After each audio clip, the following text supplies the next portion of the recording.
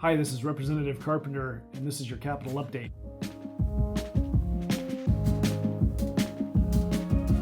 This is Friday, February 23rd, and I thought I would give you an update on what transpired in the House yesterday. We voted and approved Senate Bill 140, which started out as a broadband access bill, and it grew into an education omnibus bill.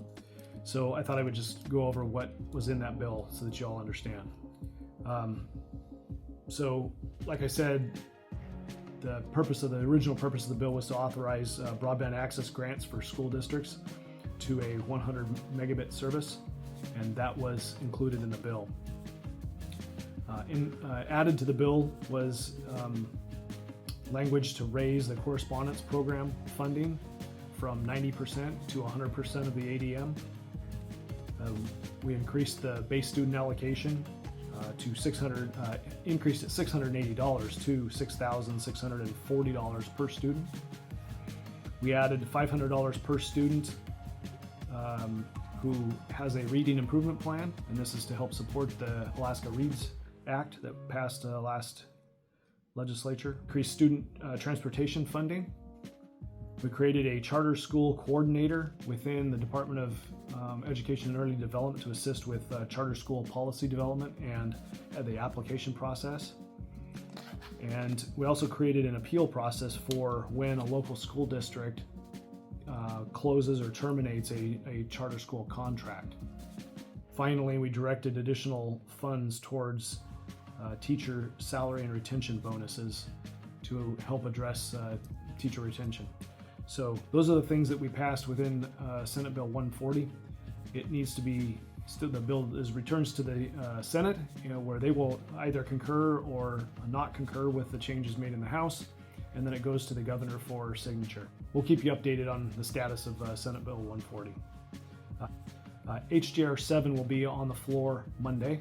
HJR7, for those of you that might not be aware, is a constitutional amendment that I've put forward to protect our permanent fund dividend. The constitutional amendment will be voted on by the people this November election if the legislature decides to approve it. And what HJR7 says is the permanent fund dividend will be paid each year automatically. It won't be subject to the appropriations process, and it will be paid by statute. So whatever the statute is determines the size of the dividend.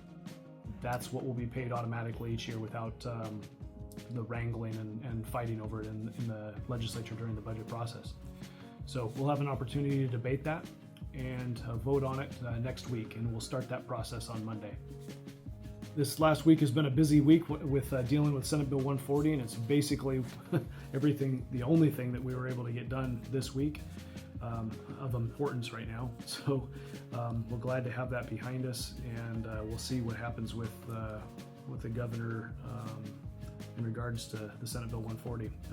It did not include the governor's request for additional funding for teachers' bonuses. So we may see the governor take action on that bill, or we may not. And by action, I mean he may end up vetoing that bill. If he does, then we come back to square one and have the conversation about education funding over again. And that's the way our messy government works. And if you have questions, you can reach out to our office. My email address is rep.ben.carpenter@akleg.gov, or you can call us by phone at 465-3779. All right, this has been your Capital Update. This is Representative Carpenter signing off from Juneau.